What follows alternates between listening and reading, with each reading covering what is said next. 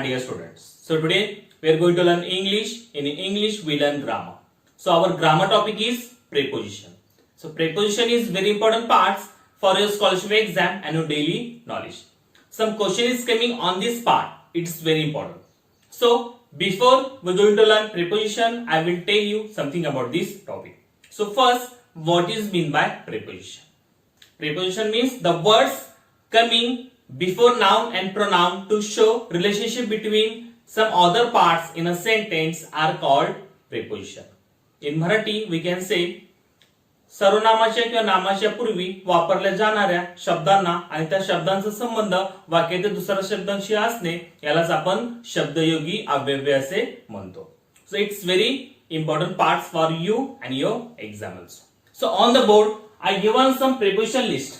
First we recognize which are the preposition, and second I will tell you the meaning and the spelling. So meaning and spelling is very important because if you know the meaning and spelling, you have to solve all the questions based on this topic very easily. So everyone first get to know which are the preposition and what is their meaning and spelling. Okay, so everyone look on the board, listen carefully and look on the board. Okay, so one number on, second number upon, third number up, fourth number over, 5 number above, 6 number in, 7 into, 8 between, 9 among, 10 within, 11 though, 12 down, 13 under,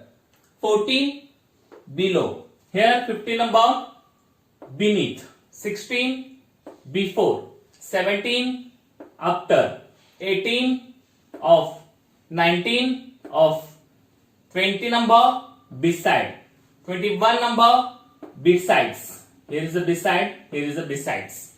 Then 22 with, 23 number without, then 24 number since, 25 number for, 26 number by, then 27 at, 28 to, here 29 across, then 30 beyond, then 31 about, 32 along, 33 behind, 34 around, 35 from, and last one is 36 against. So these are the preposition. Now we are going to learn their spelling and their Marathi meaning. Okay, so first number on, on, on म्हणजे वर, on means वर.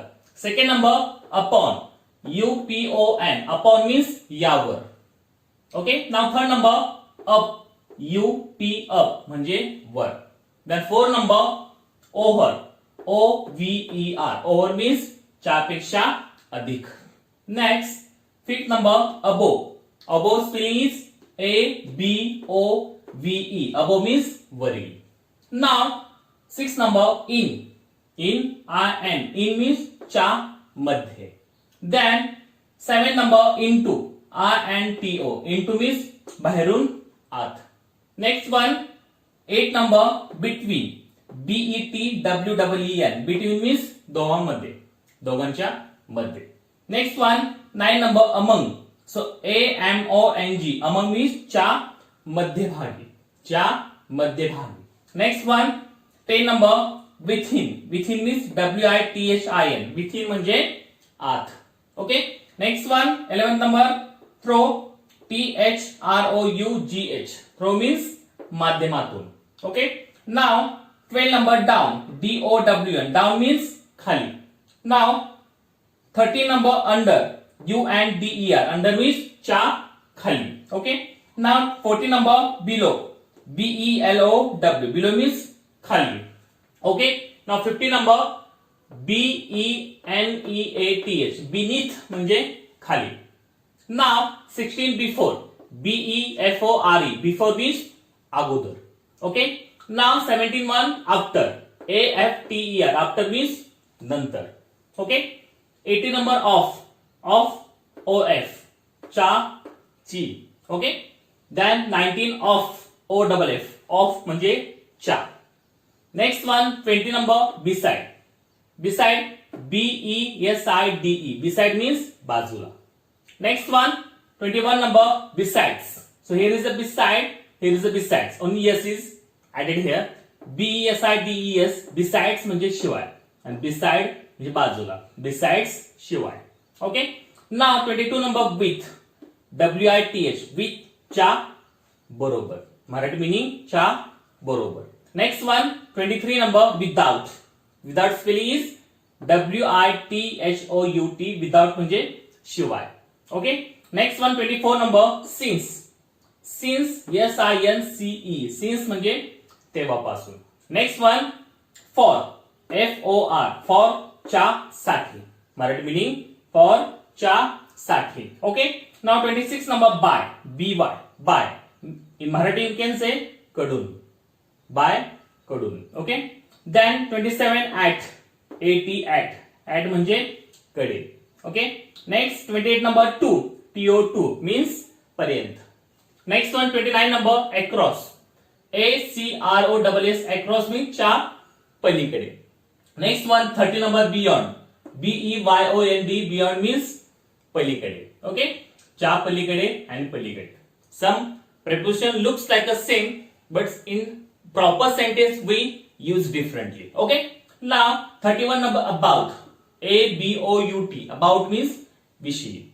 Next one, 32 number, along. A-L-O-N-G. Along means च्या बाजूने.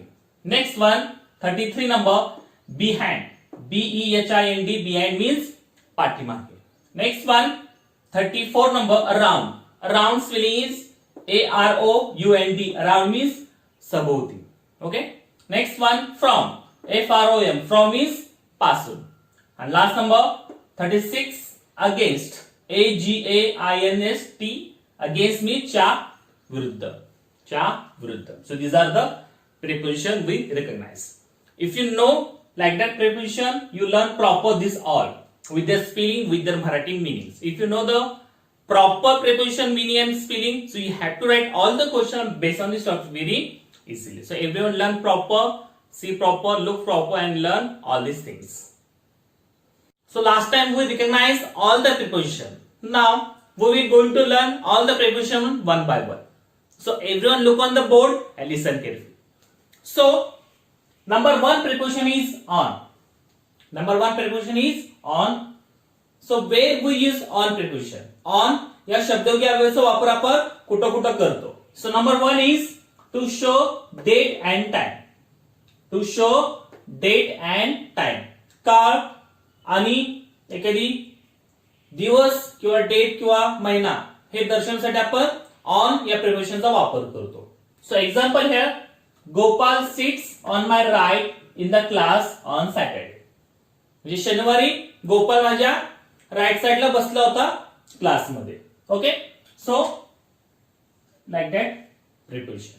So before some date or time we use on preposition. Now second number in on here, to show direction. एखादी दिशा जर आपल्याला दाखवायची असेल, दर्शवायची असेल तर आपण on चा वापर करतो. Example, Rohan sits on my right in the class. Rohan माझ्या उजव्या साइडला बसला होता क्लासमध्ये. So on my right. So like that direction we show to use on preposition. Now third number, to depend someone. जर एखाद्यावर अवलंबून राहतो आपण, या राहत असतात, त्याला सुद्धा आपण काय करतो, ऑन या प्रिपोजिशनचा वापर करतो. Example, the children depend on their parents.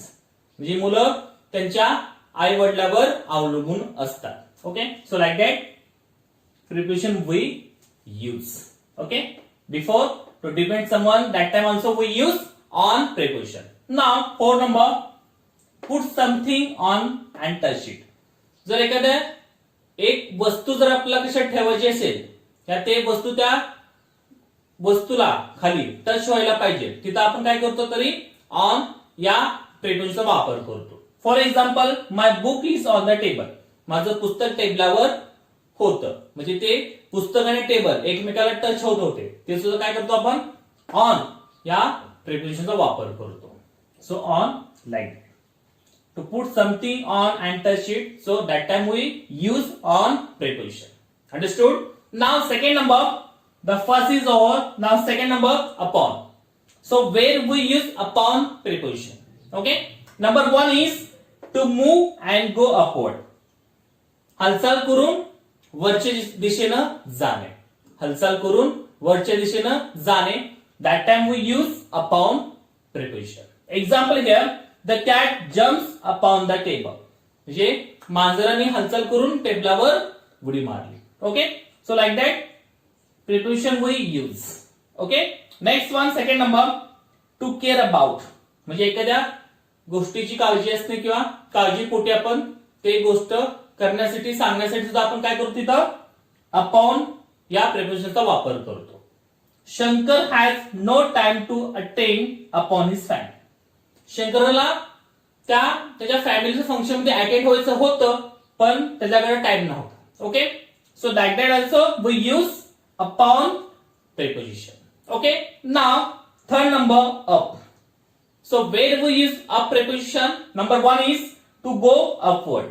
वरच्या दिशेनं जाण्यासाठी त्या दर्शनासाठी वरच्या दिशेनं चाललंय कोणतरी तिथे सुद्धा आपण काय करतो अप या प्रेपोजिशनचा वापर करतो. Example here, the train is going up to Surat. म्हणजे जे ट्रेन आहे ते वरच्या दिशेनं सुरतला चालली. Like that. Okay. Now second, to explain the condition of upward.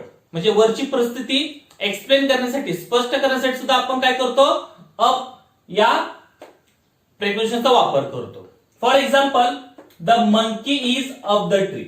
जे माकड आहे ते झाडाच्या वरती बसलेलं आहे. So we use up preposition to explain the condition of upward. म्हणजे वरची परिस्थिती दर्शवण्यासाठी स्पष्ट करण्यासाठी आपण अप या प्रेपोजिशनचा वापर करतो. Now fourth number, over. So where we use over preposition? Number one is something outside without touch. म्हणजे काहीतरी गोष्टी आपल्या डोक्याच्या किंवा आपल्या वरती असणे पण आपल्याला टच होऊ शकत नाही. That time we use over preposition. Example here, the sky is over our heads. जे आकाश आहे आपल्या डोक्याच्या वरती आहे ते आपल्या डोक्याला टच होऊ शकतं का? नाही. जर वरच्या दिशेने असेल आणि आपल्याला टच होऊ शकत नाही, that time we use over preposition. Okay. So the sky is over our heads. Over our heads. Now, second number, someone is elder than others. जर एखाद्या व्यक्तीची वय जास्त आहे असं सांगण्यासाठी सुद्धा आपण काय करतो ओव्हर या प्रेपोजिशनचा वापर करतो. So example here, my grandfather is over 80 years old. म्हणजे माझे आजोबा 80च्या वरचे वयाचे आहे. So like that we use preposition. Okay. Now above. So where we use above preposition? One number, sometime या something upside without touch. आपल्या वरच्या दिशेने असणं पण आपल्याला टच होऊ शकत नाही, आपल्याला स्पर्श होऊ शकत नाही. That time we also use above. Same here. Okay. Example, the fan is above our heads. जे पंखा आपल्या डोक्याच्या वरती आहे, आपल्या डोक्याला टच होऊ शकत नाही. Like that we use above preposition. Okay. Above preposition. Now second number, more than others. जर दुसऱ्यापेक्षा जास्त असणे, that time also we use above preposition. Example here, Krishna's payment is above for his friend's Rohan. म्हणजे कृष्णाचं जे पगार होती ते पगार त्याच्या मित्र रोहनपेक्षा जास्त होती. Like that we also use above preposition. So above preposition we use more than others. That time also we use above preposition. So like that preposition is here. Now sixth number, in. So where we use in preposition? So one number, someone is inside. जर एखादी व्यक्ती आत असेल या उद्देशाने आपण काय करतो इन या प्रिपरेशनचा वापर करतो. For example, Ganpat is in his study room. म्हणजे गणपत त्याच्या स्टडी रूम मध्ये होता. Okay. So in like that. So someone is inside, that time we use in preposition. Now second number here, to show season, months, year. जर ऋतू, महिने आणि वर्ष हे सांगण्यासाठी दर्शवण्यासाठी सुद्धा आपण काय करतो इन या प्रेपोजिशनचा वापर करतो. So example here, in December in winter, in May. Okay, so like that preposition we use before month, season and years. Okay, now before city name and state name we use in preposition. जर एखादा मोठे शहर या राज्यांची नावाच्या पूर्वी सुद्धा आपण काय करतो, इन या शब्दयोगी अव्ययाचा वापर करतो. For example, in Mumbai in Maharashtra. So like that